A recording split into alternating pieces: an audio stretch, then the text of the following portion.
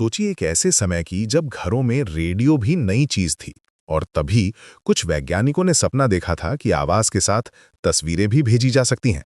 19वीं सदी के अंत में जब दुनिया अभी भी गैस की रोशनी में जी रही थी, तब एक जर्मन वैज्ञानिक पॉल गॉटलीब निपकॉव ने एक अजीब सा यंत्र बनाया था, एक घूमने वाली डिस्क जिसमें छोटे छेद थे। और यही था टेलीविजन का पहला कदम। उस समय यह सिर्फ एक कागजी डिजाइन था, लेकिन इसमें छुपा हुआ था भविष्य का एक पूरा संसार। निपकॉव की डिस्क सिर्फ एक आइडिया थी, लेकिन इसने एक रेवोल्यूशन की शुरुआत की। सन 1900 में पेरिस में एक साइंटिस्ट कॉन्स्टेंटिन पर्स्की ने पहली बार टेलीविजन शब्द का इस्तेमाल किया। उस समय किसी ने नहीं सोचा था कि ये शब्द एक दिन पूरी दुनिया की जिंदगी बदल देगा। ये शब्द ग्रीक और लैटिन से मिलकर बना था। टेले यानी दूर और विजन यानी देखना, दूर की चीजों को देखने का जादू। असली मैजिक तब शुरू हुआ जब स्कॉटलैंड के एक young engineer John logy bed ने 1925 में लंदन में पहली बार मूविंग पिक्चर्स को ट्रांसमिट किया। बेड का सिस्टम बहुत प्रिमिटिव था।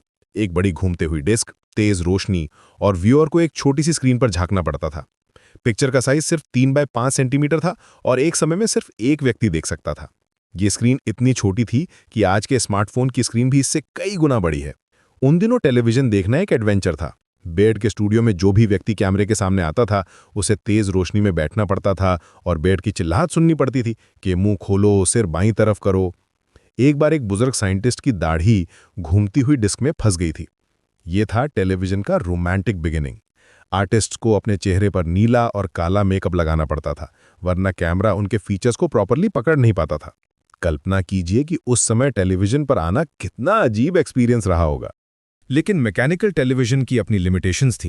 पिक्चर क्वालिटी खराब थी, साइज छोटा था और सिस्टम बहुत कॉम्प्लिकेटेड था।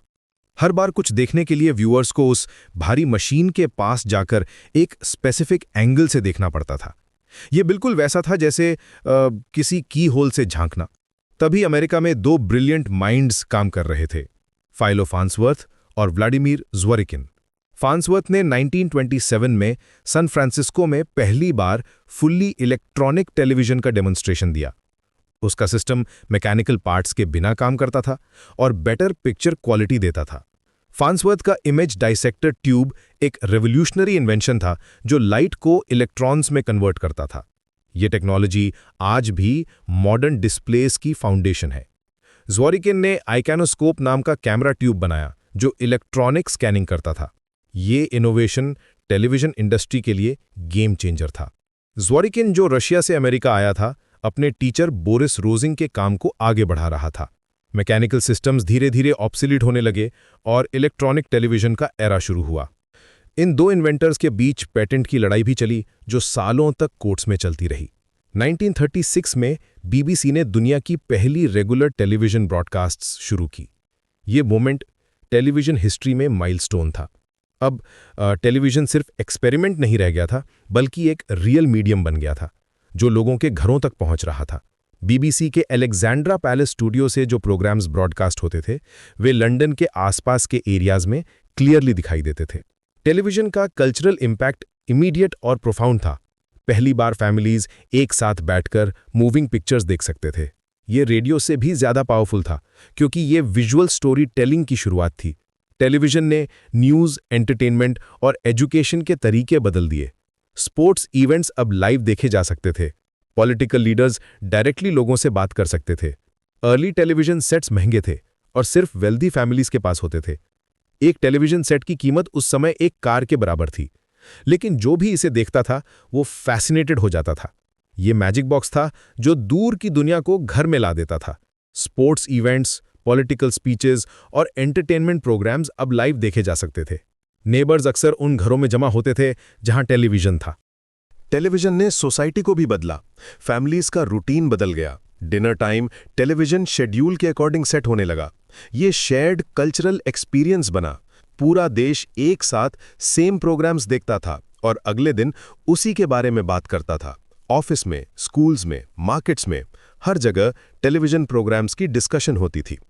टेक्निकल इनोवेशंस भी तेजी से हो रही थीं। पिक्चर क्वालिटी इंप्रूव हो रही थी, स्क्रीन साइज बढ़ रहा था और प्रोडक्शन टेक्निक्स सोफिस्टिकेटेड हो रही थीं।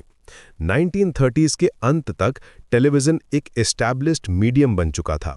इंजीनियर्स लगातार बेहतर कैमरास, ट्रांसमिटर्स और रिसीवर्स बना रहे थे। ये जर्नी सिर्फ टेक्नोलॉजी की नहीं थी, बल्कि ह्यूमन इमेजिनेशन और परसिवरेंस की भी थी। उन पायोनियर्स ने जो सपना देखा था वो रियलिटी बन गया था।